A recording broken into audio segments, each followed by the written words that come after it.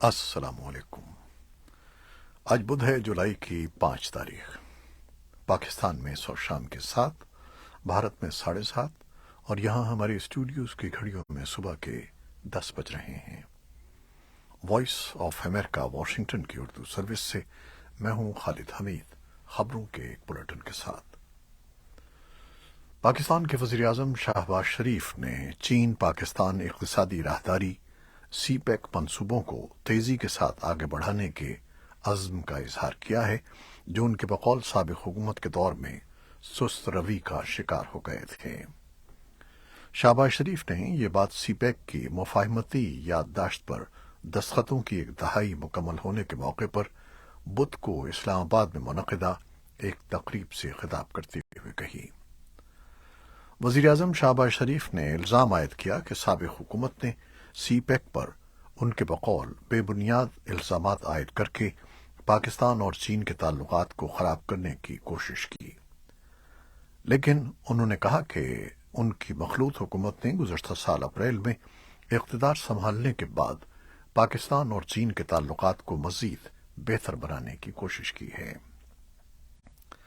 پاکستان کے سابق وزیر اعظم عمران خان کی حکومت اور چین کے حکام قبل ازیں کہتے رہے ہیں کہ گزشتہ دور حکومت میں سی پیک منصوبوں میں سست روی کی کوئی سیاسی وجہ نہیں تھی، بلکہ کورونا وائرس کی عالمی وبا کی وجہ سے سی پیک منصوبوں پر بھی کام متاثر ہوا تھا۔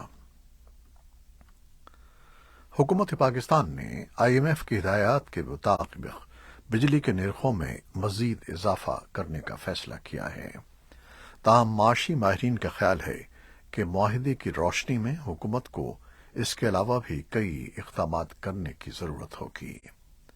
ان میں مرکزی بینک پر درآمدی پابندیوں کو مکمل طور پر ختم کرنا ہوگا، جو کرنٹ اکاؤنٹ خسارے اور تیزی سے کم ہوتے زر مبادلہ کے ذخائر کو کنٹرول کرنے کے لیے لگائی گئی تھیں۔ فنڈ نے پاکستانی حکام سے ان چیلنجوں پر قابو پانے کے لیے پالیسی پر ثابت قدمی سے عمل درآمد اور مالیاتی نظم و ضبط کے لیے بھی کہا ہے، جن میں افراط زر، مالیاتی خسارے اور ذخائر کو مستحکم کرنا بھی شامل ہے۔ پاکستان کی وفاقی انٹیلیجنس ایجنسی ایف آئی اے نے اسرائیل میں غیر قانونی طور پر جانے والے 5 شہریوں کو گرفتار کر لیا ہے۔ تحقیقات سے یہ بات سامنے آئی ہے کہ پاکستانی شہری بشمول ایک خاتون کا پاکستان میں مقیم ایک اسرائیلی ایجنٹ اسحاق متات سے کسی طرح سے رابطہ قائم ہوا، جس نے ان شہریوں کو ٹکٹ اور دیگر دستاویزات کی تیاری میں مدد کی، اور پھر وہ یورپ، کینیا اور دبئی سمیت مختلف راستوں سے اردن سے ہوتے ہوئے اسرائیل پہنچے۔ حکام کا کہنا ہے کہ ملک سے انسانی اسمگلنگ اور لوگوں کو غیر قانونی طور پر بھیجنے والوں کے خلاف کریک ڈاؤن کیا جا رہا ہے تاکہ اس عمل کو روکا جا سکے۔ اقوام متحدہ کے افغانستان کے لیے امدادی ادارے یونیما نے طالبان حکام سے مطالبہ کیا ہے کہ وہ بیوٹی سیلونز بند کرنے کے حکم کو واپس لیں۔ ادارے کا کہنا ہے کہ خواتین کے حقوق پر یہ نئی پابندی معیشت پر منفی اثر ڈالے گی۔ یو این ایم اے پابندیوں کو واپس لینے کے لیے اپنے ساجھیداروں کے ساتھ مل کر کوششیں کر رہا ہے۔ اس دوران اقوام متحدہ کی خواتین ارکان نے بھی ایک ٹویٹ میں کہا ہے کہ خواتین کے حقوق، خواتین کی صنعت کاری اور ملازمت کے مواقع کے خلاف یہ تازہ ترین کریک ڈاؤن ہے، جس میں افغانستان بھر میں بیوٹی سیلونز کو بند کر دیا گیا ہے، جو خواتین کے روزگار کا ایک بڑا ذریعہ تھے۔ اسرائیلی فوج نے کہا ہے کہ اس نے راکٹ حملوں کے جواب میں غزہ کی پٹی پر فضائی کارروائی کی ہے۔ اسرائیل کے فوجی حکام کے مطابق انہوں نے بدھ کو غزہ سے فائر کیے گئے 5 راکٹ مار گرائے تھے۔ اس سے قبل اسرائیل نے منگل اور بدھ کے درمیانی شب مغربی کنارے کے جنین کیمپ میں جاری کارروائی روک دی۔ 2 روز تک جاری رہنے والی کارروائی میں 1000 اسرائیلی فوجی شریک ہوئے تھے، جس میں 12 فلسطینی اور 1 اسرائیلی اہلکار کی ہلاکت ہوئی۔ اسرائیلی فوج نے دعویٰ کیا ہے کہ اس نے جنین سے 120 مشتبہ مسلح افراد کو گرفتار کر لیا اور تلاشی کے دوران بھاری مقدار میں اسلحہ بارود برآمد کیا ہے۔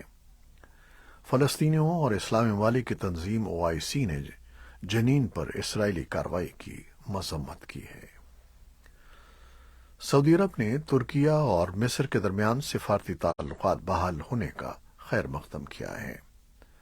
سعودی وزارت خارجہ نے اپنے بیان میں کہا ہے کہ دونوں ممالک کی جانب سے قاہرہ اور انقرہ میں سفیر مقرر کرنے کا خیر مقدم کرتے ہیں اور امید ہے کہ یہ اقدام علاقائی تعاون کے لیے مثبت پیش رفت ثابت ہوگا۔ ترکیہ اور مصر کے درمیان سن 2013 میں اس وقت سفارتی تعلقات معطل ہو گئے تھے جب جنرل عبد الفتاح السیسی نے مصر میں اخوان المسلمون کی حکومت کا تختہ الٹ دیا تھا اور ترکیہ کے سفیر کو ملک بدر کر دیا تھا۔ یوکرین کی فوج نے کہا ہے کہ اس نے مشرقی یوکرین کے دونیتس کے علاقے میں روسی افواج کے حملے کو روک دیا ہے۔ یوکرین نے کہا کہ حملہ روس کے زیر قبضہ علاقے ماکیوکا میں ہوا۔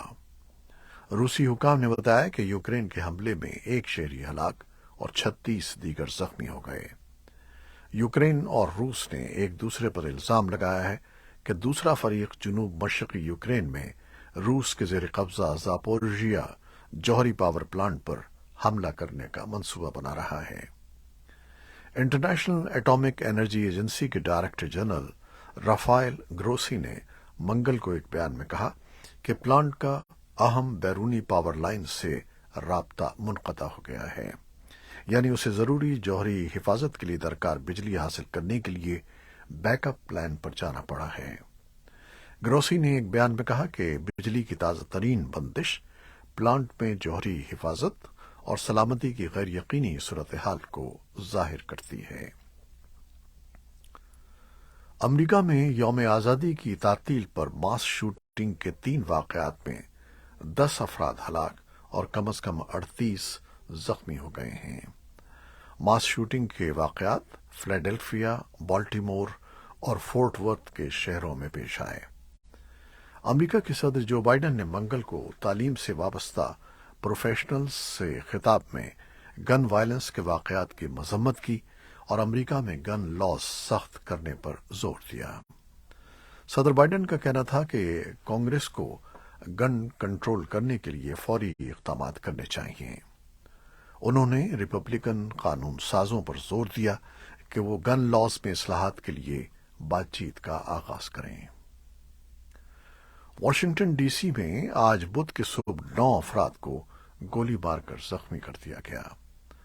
پولیس کے مطابق منگل اور بدھ کی درمیانی شب 1 بجے فائرنگ کا یہ واقعہ پیش آیا جب ایک SUV گاڑی سے یوم آزادی کی چھٹی مناتے افراد پر فائرنگ کی گئی۔ زخمی ہونے والوں کی عمریں 9 اور 17 سال ہیں۔ متاثرین کو مقامی ہسپتال میں داخل کر دیا گیا ہے، تاہم کسی کو بھی جان لیوا زخم نہیں آئے ہیں اور نہ ہی ان کی شناخت ظاہر کی گئی ہے۔ فوری طور پر یہ واضح نہیں ہو سکا کہ گاڑی میں کتنے شوٹر تھے اور نہ ہی کوئی گرفتاری عمل میں آئی ہے۔ نیٹو 11 اور 12 جولائی کو ویلنیس لیتھوینیا میں اپنے سالانہ 2 روزہ سربراہی اجلاس کی تیاری کر رہا ہے، جس میں یوکرین کے لیے نئے سرے سے فوجی تعاون کا موضوع ایجنڈے میں سر فہرست ہوگا۔ کیف اسی اثنا میں اتحاد پر زور دے رہا ہے کہ وہ میٹنگ میں یوکرین کی رکنیت کی درخواست پر تیزی سے عمل درآمد کرے۔ نیٹو کے سیکرٹری جنرل یانس اسٹالٹنبرگ نے منگل کو تصدیق کی کہ ان کی مدت ملازمت میں مزید 1 سال کی توسیع کی جا رہی ہے، کیونکہ مغربی ممالک روس کی جارحیت کے درمیان اتحاد کے تسلسل کو برقرار رکھنا چاہتے ہیں۔ کینیڈا، سویڈن، یوکرین اور برطانیہ نے بین الاقوامی عدالت انصاف یا ICJ سے کہا ہے کہ وہ تہران سے پرواز کرنے والے یوکرینی مسافر طیارے کو مار گرانے کا ذمہ دار ایران کو ٹھہرائے، جس میں سوار تمام افراد ہلاک ہو گئے تھے۔ انہوں نے مطالبہ کیا کہ ایران ہلاک ہونے والوں کے لواحقین کو معاوضہ فراہم کرے۔ ایرانی فورسز نے طیارے کو تہران سے ٹیک آف کے فوراً بعد مار گرایا تھا۔ ایران نے کہا کہ اس کی افواج نے یوکرین کے جیٹ کو دشمن کا طیارہ سمجھا۔ طیارے میں سوار تمام 176 افراد ہلاک ہو گئے تھے۔ چین کے جنوب مغربی شہر چانگ چن میں طوفانی بارشوں سے 15 افراد ہلاک ہو گئے ہیں جبکہ 4 لاپتہ ہیں۔ چین کے سرکاری خبر رساں ادارے نے کہا ہے کہ پیر کو شروع ہونے والی برسات کا سلسلہ بدھ کی صبح تک جاری رہا۔ حکام کا کہنا ہے کہ موسلادھار بارش کے باعث دریائے یانگسی میں طغیانی آنے سے 19 اضلاع کے 1,30,000 افراد متاثر ہوئے ہیں۔ امریکہ کے national centre for environmental prediction نے 3 جولائی کو تاریخ کا گرم ترین دن قرار دیا ہے۔ ادارے کے مطابق اس دن دنیا کا اوسط درجہ حرارت 17.01 سینٹی گریڈ ریکارڈ کیا گیا تھا۔ اس سے قبل اگست سن 2016 میں اوسط درجہ حرارت 16.92 سینٹی گریڈ ریکارڈ کیا گیا تھا۔ دوسری جانب برطانیہ میں 1884 میں قائم ہونے والا بلند ترین درجہ حرارت کا ریکارڈ ٹوٹ گیا ہے۔ یہ تھیں وہ خبریں جو فیس بک لائیو پر ہم نے آپ کے لیے پیش کی۔ ہماری ویب سائٹ، یوٹیوب اور پوڈ کاسٹ پر یہ بلیٹن آپ کے لیے پوسٹ کر دیا جاتا ہے۔ آپ ہمارے بلیٹن کو شیئر کرتے ہیں اور اپنے کمنٹس میں اپنی محبتوں کا اظہار کرتے ہیں، جس کے لیے ہم آپ کے بےحد ممنون ہیں۔ اپنی ان کاوشوں کو جاری رکھیے گا۔ کیمرامین سید اصفر امام اور نیوز ایڈیٹر بہجت جیلانی کے ساتھ خالد حمید کو اب اجازت دیجیے گا۔ اللہ حافظ۔